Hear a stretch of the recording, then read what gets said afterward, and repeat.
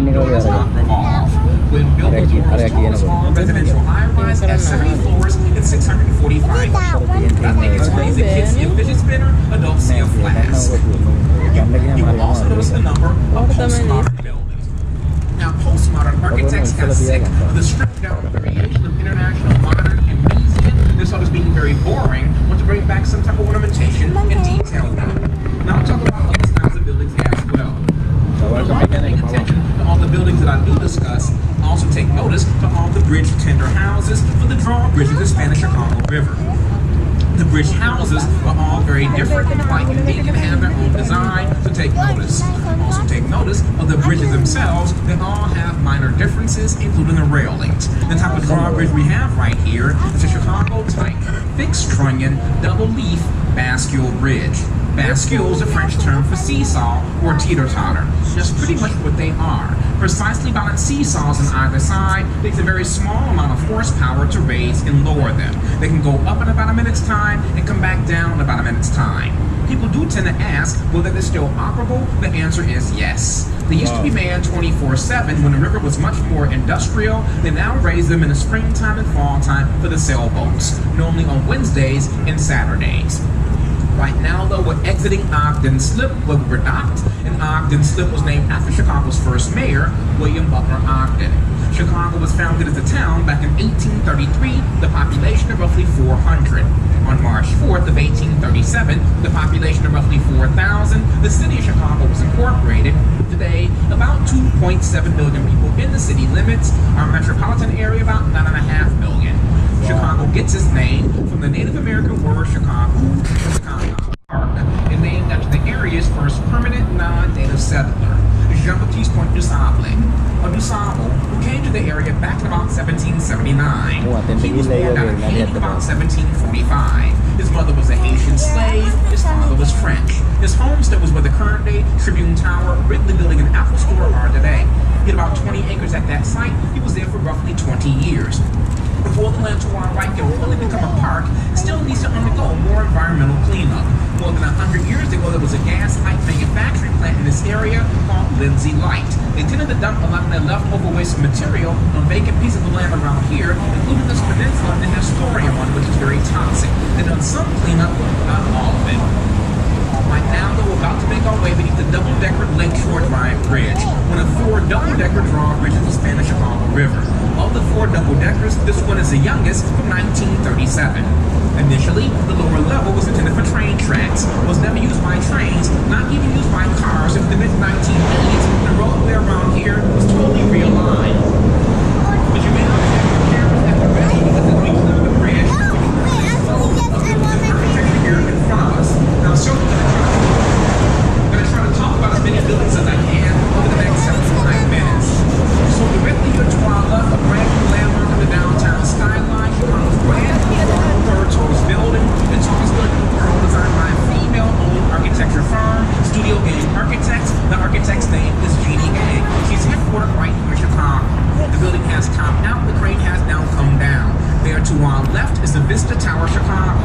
It rises to a height of roughly 1,191 feet, again making it Chicago's brand new third tallest. The bottom 12 floors are going to have a 200-room hotel. From there to the top, almost 400 condominiums. Base price for a 1-bedroom, $900 grand.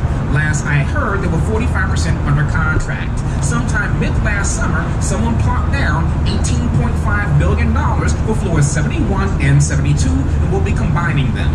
Floor 71 is at that second setback. The second setback will be someone's outdoor space with an infinity pool. 71 and 2 combined with roughly 10,500 square feet of space.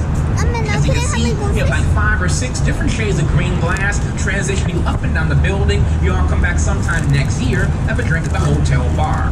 Right now, Jeannie Gang has buildings going up in both San Francisco and St. Louis. She was also chosen earlier this year to design a brand new terminal for O'Hare Airport. The small, multicolored building here to our left will be a private school, Jim's Academy Phase 2. Well, it says it's going to be for kids between 7th and 12th grade. Regardless, parents are dishing out $30 grand a year per kid. And the crystalline building here to our left of all the horizontals is called the Coast, rental by BKL Architecture of Chicago. It is very hard to imagine, especially if you've never been here before. I remember it clearly. Back in 2000, here to our left, there was a 9-hole, 28-acre par 3 public golf course. 60 years ago, railroad land. 160 years ago, there was no land. It was a harbor. Now it's a brand new neighborhood, Lakeshore East. Triangular-shaped building here to our left, the blue and silvery glass, is Swiss Hotel. From 1988 by architect Terry Weiss, who really had a thing with the triangles. Here, the triangular shape helps to maximize river views from the hotel rooms. I like the gap to our left, where the colors, shapes, and textures of all three buildings visually slam together. Triangular-shaped Swiss, in the background the horizontal wavy lines of aqua on the corner of the verticals and horizontals of the office building. And there to our left in the background with that undulating floor plate that is called aqua. Until last year, it was the tallest building in North America by a female-owned architecture firm, again, Studio Gang Architects. Bottom 20 floors of the Radisson Blu Hotel, next 30 floors are rental apartments, last 30 floors are condominiums. The undulating floor plates are very representative of some of the natural rock outcroppings you find on northern parts of Lake Michigan and to enhance views around existing buildings. And as we get closer to Columbus, to our left down the roadway is now Chicago's 4th tallest building and tallest building in the world to have its name changed twice. Initially the Standard Oil Building, Big Stan, then the Amoco Building, it is now Aon Center. It was the world's tallest marble-clad building when built. However, it no longer is. Now, because a taller building has been built clad with marble, that structure is no longer covered with that material. Back in the late 80s, they realized that thin marble was cracking and buckling was in danger of falling off the building. Whoops! Didn't hold to go to the freeze-thaw cycle we have every year. And every year in this area since the completion of planet Earth. That totally replan the building with granite from North Carolina. It cost roughly $80 million. It cost $120 million to build the entire building in the first place. This was like 6 or 7 years ago for a bit more than $700 million.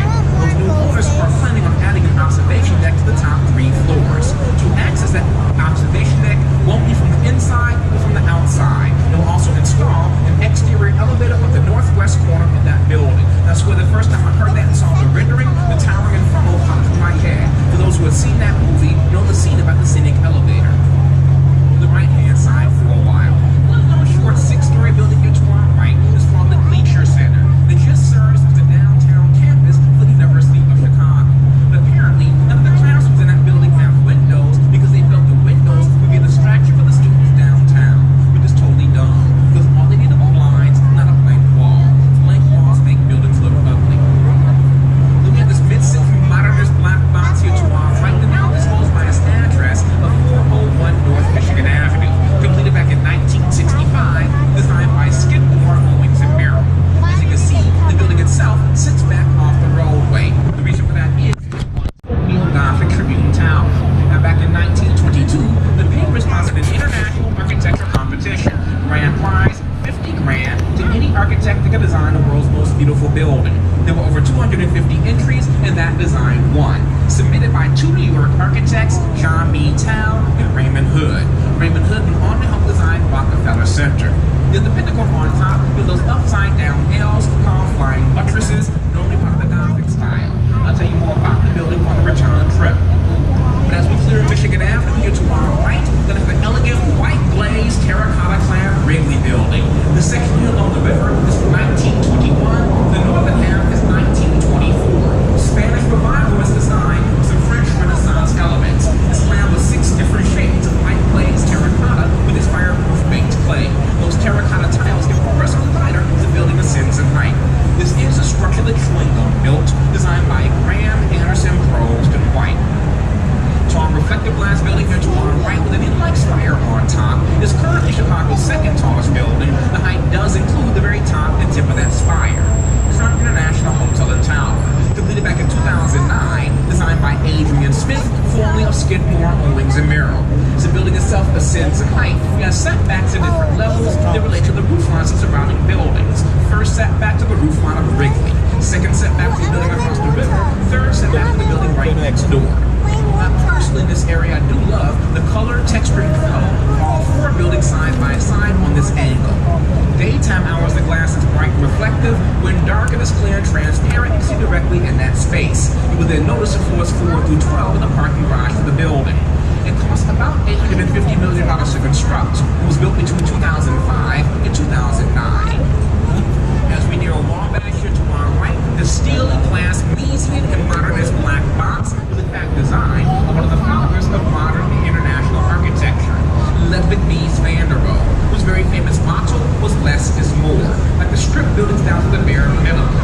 Originally one IBM Plaza, now the American Medical Association Plaza. Mies came to Chicago from Germany back in the late 30s, became head of architecture at IIT. He designed the Seagram building in New York City, Toronto Dominion Center in Toronto, and Lafayette Park in Detroit. AMA to our right, the tallest building that Mies designed in this country, was completed a few years after his death. Now, as we near State Street here to our right, commonly referred to as being the Twin Corncom Towers, in reality we're going to have Marina City. Built between 1960 to 64, and designed by architect Bertrand Goldberg, who in fact went to Germany to study under Mies van der Rohe at a school called the Bauhaus. So this area can in fact see that teacher and student have very different design theories. Bertrand Goldberg did not think the right equals in nature, his designs tend to be very organic. About 18 floors of both buildings are parking, and a portion of condominiums. Notice that the balconies remind you of the petal on a flower, 16 petals per floor. The former office building in the background is now a hotel. The former theater is now the House of Blues. Small shops and restaurants on site, marina at the base. Virtually a city within a city, an introvert's paradise. A movie came out back in 1980 called The Hunter, starring Steve McQueen. There was a car chase in the park, remember this West Tower? There was a car shot off into the river. They stunt for that movie. That stunt was reenacted a dozen years ago for an Allstate commercial. So one thing I want you all to do, just use your eyes. Even if you tune me out, use your eyes. See what you like, see what you don't like. Sometimes I like gaps and spaces. Those are the spaces here to our right being framed and hemmed in by the texture of those three buildings. Dark tinted bay windows on Western Chicago River North 87. In the background, the flat reflective glass of the horizontal banding from 2009. And here to our right, vertical stainless steel mullions for 321 North Clark Street, 1988 Skidmore. Until last spring, the base was continuous, but last year was announced that we're going to build out 35,000 square feet of restaurant space on 4 different levels. This Crown restaurant opened up like 3.5 weeks ago. Every night I have passed it and it's been busy. I don't know the name of it, I don't know what type of food they serve, but it must be good because it's always packed. As we clear car here to our right, this beautiful red brick and terracotta glass structure runs horizontally along the river, the Prairie School design. The B. Murdoch Warehouse Building, 1914, by architect George C. Nimitz. In the clock tower top center, that was designed to hide the water tank. When built, perfectly symmetrical. Now notice, the left-hand side is 1 bay shorter than the right. That is because when they built this bridge across the river in 1928 and widened the roadway, they demolished the westernmost bay and reclaimed what was left to look like it originally did. For many years, I was home to the city's traffic court. Now, I'm certainly proud to say that I've had to familiarize myself with the inside. It is now home to a Encyclopedia Britannica and pretty much no more than 30 knows what that means. Rising up 785 feet, the modern and classy 300 North LaSalle, designed by the commercial architects out of New Haven, Connecticut, planned with an abundance of stainless steel. A very nice 2-level riverfront. The steakhouse is yummy. In this area, I like the contrast between 2009 modern and the older building next door, which is a pretty good example of the Chicago school style of architecture. The tripartite design. Think of a Greek column. There's a base, shaft, and capital on top. The base of the building visually anchors the structure in the ground. The shaft calls your eye up. The corners are on the top just to finish things off. That was a tea and coffee warehouse completed in 1912.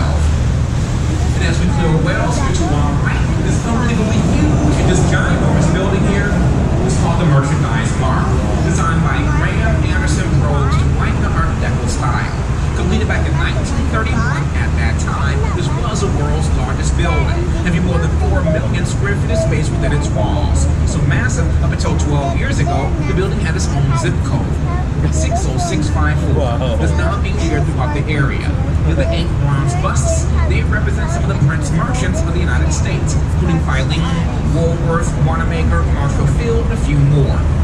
The building was commissioned for and by the president of the Marshall Field organization. It was going to be their wholesale warehouse and distribution center.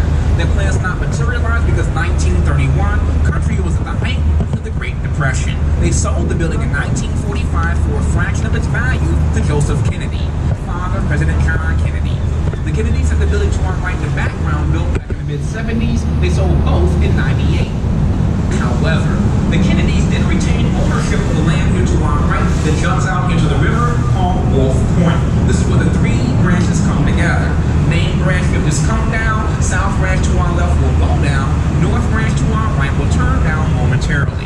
100 years ago, the peninsula here to our right was crisscrossed with a whole bunch of train tracks. 150 years ago, huge lumberyard on site.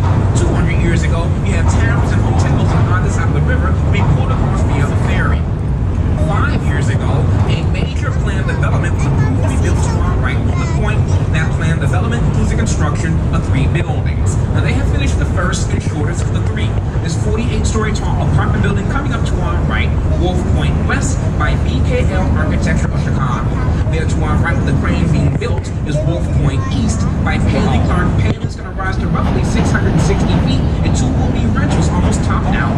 And directly here to our right at center, the have been approved at 950. It's only going to be 835. I'm very disappointed. This site deserves something spectacular. It's not going to happen. It's being built by Hines out of Houston. I told them the plan commission back in January. I guess everything's bigger in Texas except you guys. They weren't too happy with me. I don't care. And as we round the bend, so to speak, look to your right or due east down the main branch canyon, because that is what you get when you have good plans and decent designs. You'll see that again as we transition from the north branch into the south.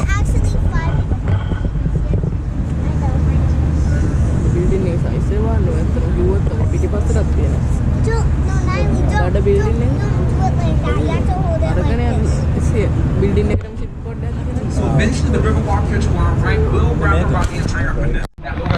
The bridge is open now. The bridge main open south up. tower should start construction sometime can lower next year. later. It's already approved by the city. They already have an anchor tenant. It's going to be Salesforce. They take about 500,000 square feet of space in that building, along with the building's naming rights. It should be done in 2022 or 2023. Now the brick building here to our left has been undergoing a bit of maintenance work over the past few years. This is called Fulton House. Initially, the North American cold storage building. Giant icebox and refrigerator, they had very few windows. It was renovated 40 years ago. There are not more than 500 holes in that building for the balconies and windows. Before they could do any work, however, they had to wait a few months to allow the walls in the building to fully thaw out. While drilling through the walls, they ran into a lot of cork and horsehair to help insulate the building. Southern 2/3 of the Arch is 1898, Northern 1/3, 1908. Renovated by architect Terry Lease, who mentioned architect Swiss Hotel. Anyone on board from the D.C. area, or if you ever go to Washington, D.C., they're right the metro, the subway there. They have very nice coffer sleeves in the metro stations. Same architect, Harry Lease. When you keep going north around the next half block, turn around, head south. Here to our right, we just hit the East Bank Club, a high-end health club, and rising up behind it, a few apartment buildings designed by Solomon Wardwell Benz architects. Here, I can give a very quick example as to how we used to treat the river's edge to our right versus how we now treat the river's edge to our left. So to our right, East Bank Club, very austere architecturally speaking. The building's built very close to the river's edge. It turns us back to the water. There are no windows along the base, no riverwalk, landscaping, lighting flowers, plants, gardens. When it warms up, the ivy comes back to life. They plant flowers in the flower pots. So this isn't so plain and boring.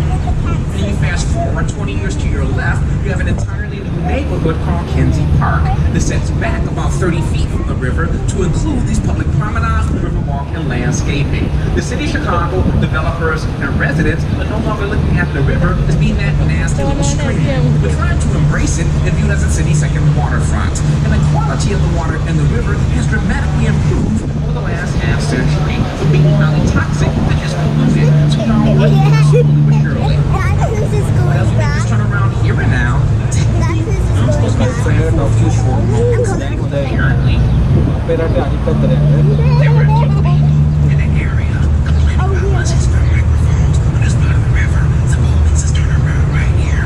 So I had no idea it was in the downtown area of the third largest city in this country. I had no idea this river was dug last week only for the convenience and enjoyment of those who live in the area. So yes, as you can tell, I think I've been ashamed with the dash of sarcasm.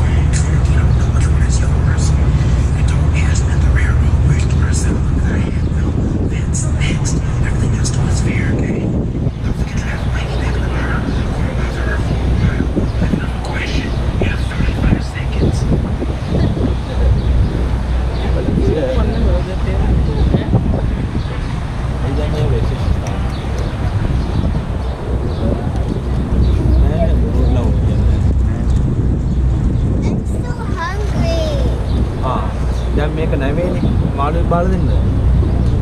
මේකත් ඇති.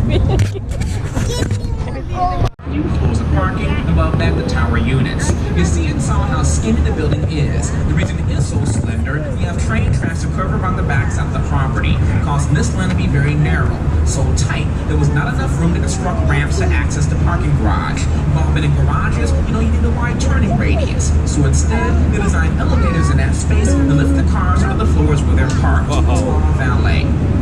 Concave, convex. You're taking this boat tour like 5 or 6 years ago, you have no problem seeing the train tracks here to our right. They're still there. It's been decked over with this plaza and 52-story tall office building called River Point. The porthole openings are just fans to ventilate the diesel exhaust from inside the tunnel. On top's an acre-and-a-half landscape on the plaza. So if you have time while you're here, visit the plaza. You're elevated so it gives you great views of the river. The way that the parabolic arch to our right, and the graceful curves that face the building, but at the base, these columns slant inward to miss the train tracks below. By slicing the face of the building along those inward angle columns as the building curves, that gives you the arch. Arch on top is really for aesthetics. So roughly 1.1 million square foot office building that was 85% pre-leased when it opened up in late 2016. Now, in front of us here to our right, the building that draws everyone's attention. The total diva of this area, this is 150 North Riverside by Getch Partners. The architecture firm is headquartered here. As we kind of round the building, look up and down the east face of the riverside of the structure, you may notice the undulating stainless steel fins, almost like ripples and waves in the water. The building itself is a pretty good example of form follows function. The site looks to imitate the shape and design of the building. Once again here, a very slender piece of land to work with. You're wedged in between the river and train tracks. In a conventional office building with design where the columns come straight down, on this side they would slam along the river's edge, on the other side is the train tracks. This is called a core supported building. The main central concrete core takes on the weight and load of the tower. Those diagonal beams of the transfer that load. Example, I hold my arm off of my body, which down on my hand is going to fall right to my thigh. If there's a bar from my palm to my waist, you can't push down. Same general concept diagonals. Both restaurants when open are accessible to the public. Small Shabbat is great burgers, so if you have time, check them out. Some conference and meeting rooms for the office tenants. And they're going to have landscape public plaza. People tend to be very curious about this building. The lobby is open to the public during business hours, so if you're curious, go inside, get some Starbucks, sit down, watch the trains go past. And I'll tell you more about the building on the return trip. So normally I don't like to flip back and forth between different sides of the river, and this next half I do. So here to our left, a bit more than a year and a half ago, was a 5-story utilitarian building from the late 1950s by Graham, Anderson, Groves, and White. A few years ago, the old building and land below it were bought by the Howard Hughes Corporation out of Texas. A year and a half ago, old building came down, going up is this 56-story tall office building, 110 North Wacker by Getch Partners. Same firm did the diva with a very cool base. Building here to our left will also have a pretty dynamic base with those tripod-like columns. And if I kind of flip the script to see how things will look once everything is said and done. The tallest office building being built in Chicago over the past 30 years. Will rise to a height of roughly 820. They have a year and a half left of construction and more than halfway leased up already. Bank of America is going to take more than 500,000 square feet of space along with the building's naming rights. So technically being built right now, the Bank of America Tower. As we clear the building, to our left, the Civic Opera Building by Graham, Anderson, Groves, and White. Art Deco. Let's take a giant chair or a throne. You have the seat portion of the theater and stage, the wings of the building of the armrest, the tower your backrest.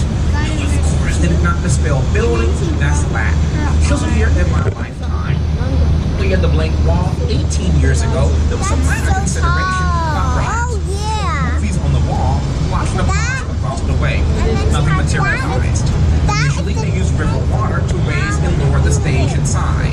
You have the carvings here, there are more carvings above of comedy and tragedy. What's tragic, that $20 million building opened up November 4th, 1929. A few days after the stock market crash, leading to the Great Depression, Civic Opera bankruptcy after. It's now home to the Lyric Opera, very successful. Right, so around here, you can clearly see below the buildings to our right, not to the basements, the train tracks. All the buildings here to our right along the river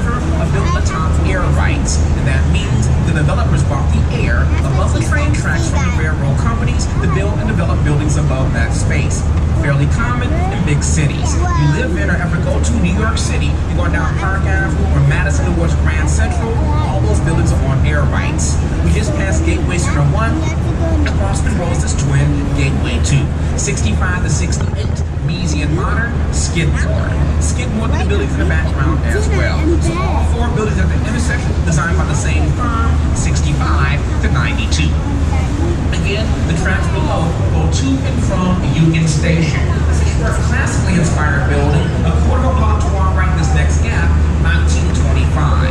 Now, initially, Union Station here was going to have a 20-story tower on top of the current base because of the Great Depression. Ever seen The Untouchables? 1987, Sean Connery and Kevin Costner in the scene at the end with the baby stroller falling down the stair steps in a shootout that was filmed in the Great Hall of Union Station. A very nice public space that just underwent a $40 million restoration. So if you like grand interiors and have time, do check it out. Right now, though, we're going beneath Adams Street, aka Route 66. And at one time, there was a beautiful grand concourse for the station that's still available to our right. But in the name of modernization, it was stupidly torn down in 1969, replaced with a mediocre Gateway Center 3 here in 1971. International Modern. This little short 3-story building to our right, we now house the Health Club and Corner Bakery. Initially, though, the Mid-America Commodities Exchange.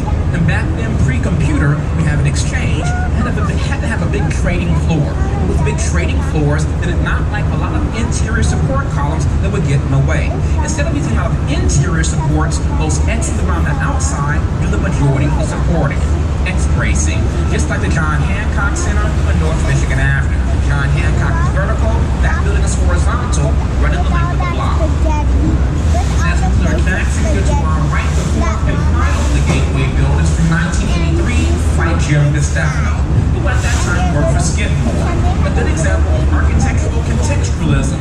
The building fits into the site and surrounding. Graceful curved facade, slight bend in the river in front of us. Green glass of the building, green water of the river. I know that at least half, if not 2/3 of you all, at one point in your life over the last 12 years, have probably seen The Dark Knight, the Batman movie filmed here in Chicago. Opening scene, Joker and his gang, they're gonna rob Gotham National Bank. They bust out a window in an office building, the building here to our right. Use a zip line to go to the rooftop of Gotham National Bank when they bust into the school bus. That's next. But in reality, the former main post office for the city of Chicago. Building phases and finally completed back in 1932.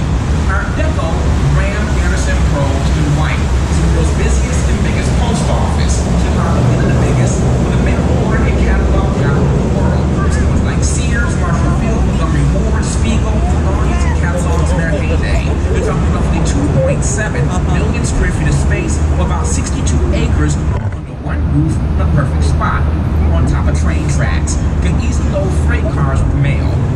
The building itself, though, was decommissioned back in '96. It's been empty ever since. So for the past 23 years. It was auctioned off by the government back in 2009 to a very eccentric European billionaire developer by the name of Bill Davies for $24 million. Initially, Bill Davies had this grandiose vision for the rehab of the building and redevelopment of the area.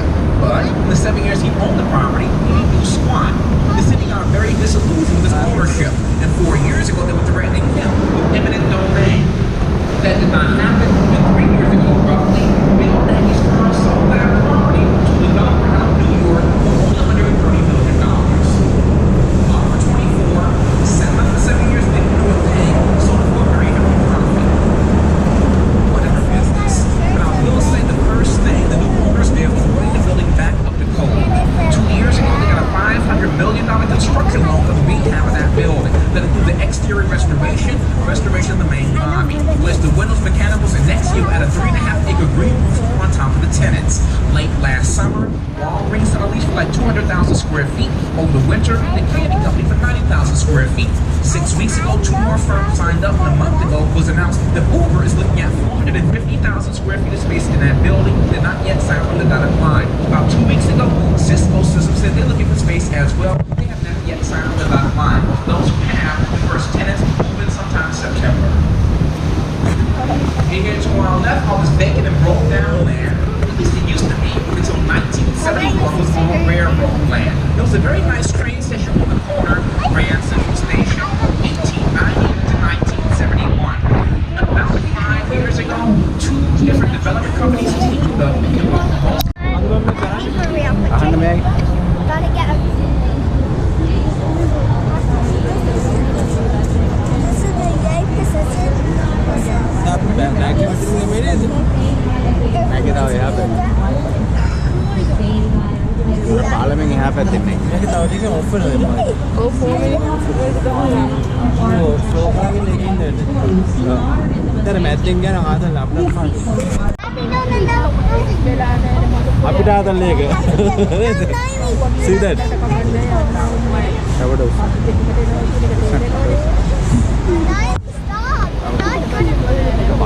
මේක අන්නේ බලන්න. අරුණ අස්සෙන් ගියා අර.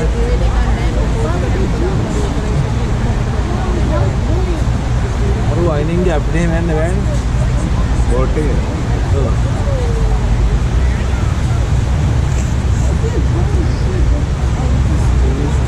Time එක ඇදෙන්නේ. ඔව් අනිවාර්යයෙන්. දැන් මොනවා මාරුද වතුර විදිහට. මේ ටැංකිය උරාව කරනවති. මම කියන්නේ පටන් ගන්න ටයිම් එක ඇදෙන්නේ. මොමීටෝ සෝකලනේ කිව්වේ.